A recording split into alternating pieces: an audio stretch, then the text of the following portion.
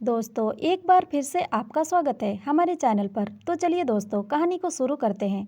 मेरी बहन जबरदस्ती मुझे अपने पति के साथ सुलाकर खुद सारी रात बाहर रहती। एक रात मेरे जीजू को पता चला कि मैं उसकी पत्नी नहीं बल्कि साली हूँ। फिर मेरे जीजू ने मेरे साथ ऐसा काम किया जिसे सुनकर आपके होश उड़ जाएंगे, क्योंकि रात को मैं गहरी नींद में थी कि मुझे महसूस हुआ कि कोई मुझे जगाने की कोशिश कर रहा है। मैंने धीमी धीमी आंखें खोलकर देखा तो मेरे बेड के पास मेरी बहन खड़ी थी। मैं फौरन उठकर बैठ गई। पहले दिमाग में ख्याल आया कि जीजू को कुछ हो तो नहीं गया जो वह मुझे इस वक्त जगाने आई है।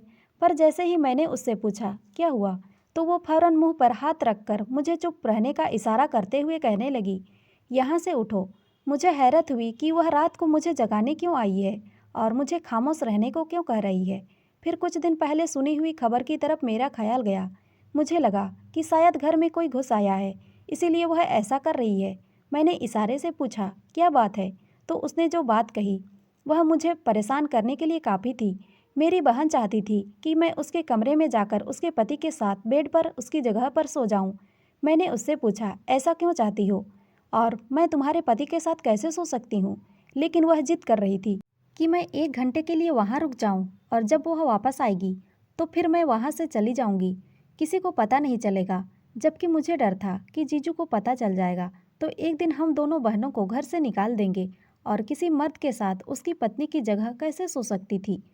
लेकिन मेरी बहन मिन्नत कर रही थी, उसका मुझ पर बहुत एहसान था, इसीलिए मैं चुपचाप उसकी बात मान गई और उसके कमरे में जाकर बेड के कोने पर सो गई। सुबह होने से पहले ही मेरी बहन वापस आई, मुझे जगाया और अपने कमरे में जाने को कहा। मैं अपने कमरे में आ गई, लेकिन मेरा दिमाग अपनी बहन की इस हरकत पर था कि रात को उसने मुझे क्यों भेजा और खुद कहाँ गई थी। सुबह नाश्ते के लिए उठी तो जीजू घर पर ही थे और उनकी इस अंदाज से महसूस हो रहा था कि उन्हें कुछ मालूम नहीं है। मुझे इंतजार था कि जीजू घर से जाएंगे तो मैं बहन से पूछूंगी कि ये सब क्या है। जीजू के जाने के बाद जब मैंने दीदी से सवाल किया यह क्या मसला है और तुम रात को कहाँ गई थी, तो वह मेरे सवाल पर रुकने लगी। उसने कहा मैं तो रात को अपनी दोस्त के साथ हॉस्पिटल में थी। उसकी बात ने मुझे हैरान कर दिया। अगर वह किसी दोस्त के साथ हॉस्पिटल गई थी तो यह तो अच्छी बात है और जीजू को बता कर भी जा सकती थी। यही बात मैंने अपनी बहन से कही तो कहने लगी मेरी उस दोस्त को तुम्हारे जीजू पसंद नहीं करते, क्योंकि वह अकेली लड़की रहती है और उसकी शादी भी नहीं हुई है। सबको लगता है कि जो लड़कियां अकेली रहती हैं वे बदचलन होती हैं, हालांकि ऐसा नहीं है, लेकिन यह भी बाकी मर्दों की तरह उसे बदचलन समझते हैं। मैंने जब पूछा उसके साथ आखिर ऐसा क्या हुआ था कि रात को हॉस्पिटल जाना पड़ा, तो मेरी बहन इस बात को टाल गई और मेरा धन्यवाद करने लगी। रात को तुमने मुझे बचा लिया, मैं भी इस बात को भूल गई। चलो, एक अच्छा ही काम किया था। लेकिन कुछ दिन गुजरे तो फिर ऐसा ही एक रात मेरी बहन मुझे जगाने आ गई और मुझे अपने कमरे में जाकर फिर से सोने को कहा। मैंने पूछा फिर उस दोस्त के साथ जा रही हो, तो उसने कहा हाँ। मैंने बहुत पूछा कि किस हॉस्पिटल में जा रही हो, क्यों जा रही हो, ताकि मुझे कुछ मालूम हो। लेकिन मेरी बहन ने मुझे कुछ नहीं बताया, मुझे अपने कमरे में भेजकर घर से निकल गई और मुझे ऐसा महसूस हो रहा था कि जैसे कुछ गलत हो रहा है। यकीनन मेरी बहन कुछ गलत कर रही थी और रात को हॉस्पिटल जाने के बहाने से कहीं और ही जाती थी। मेरी बहन तकरीबन 4 घंटे बाद वापस आई और वह 4 घंटे में मैंने सूली पर लटक कर गुजारे थे।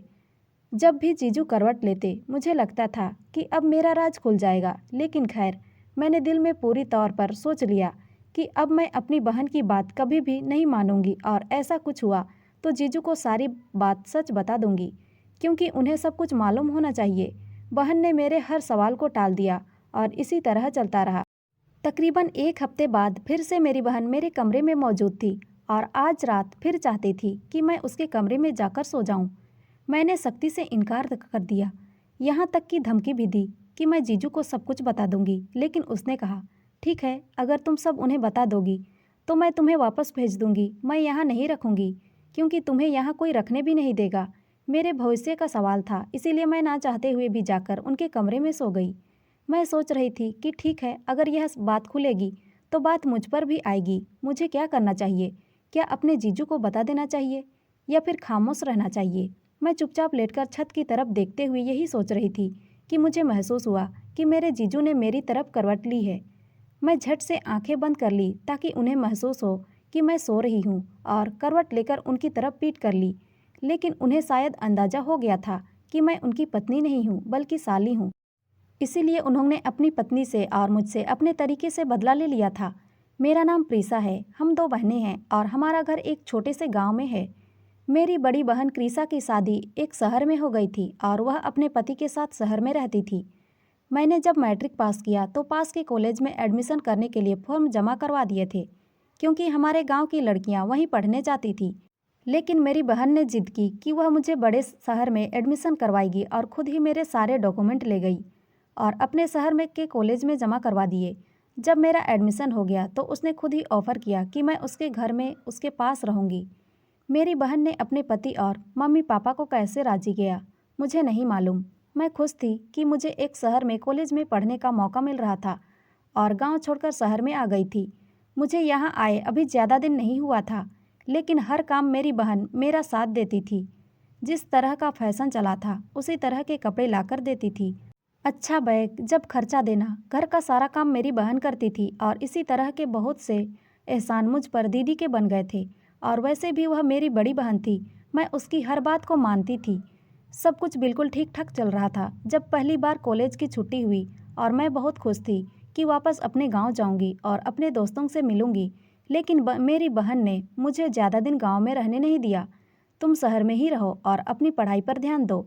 ना जाने उसकी ज़बान में क्या मिठास थी कि मम्मी पापा भी हमेशा उसका साथ देते थे। मुझे लगता था कि वह मेरा बहुत ख्याल रखती है, इसीलिए इतनी प्रभावित करती है, क्योंकि खुद उसने छोटे से ही कॉलेज में पढ़ा था और शायद वो ये चाहती थी कि उसकी बहन अच्छे से कॉलेज में पढ़े और गांव में सबसे आगे रहे। मेरी बड़ी बहन के दिमाग में क्या चल रहा था यह मुझे मालूम नहीं था। मेरी छुट्टियां अभी कुछ बाकी थी और मैं गांव से वापस आ गई थी। मेरे जीजू भी मुझे घर का हिस्सा ही समझने लगे थे, इसीलिए उन्हें भी मेरी आदत हो गई थी। वह भी मेरे वापस आने से बहुत खुश थे। जिस दिन मैं गांव से वापस आई उसी दिन थकान की वजह से मैं जल्दी सो गई। जब आधी रात को मेरी बहन मेरे कमरे में आई, उसने चुपके से मुझे अपने कमरे में जाकर सोने को कहा और मेरे सवाल करने पर कहा, मेरी दोस्त हॉस्पिटल में है और उसे मेरी ज़रूरत है।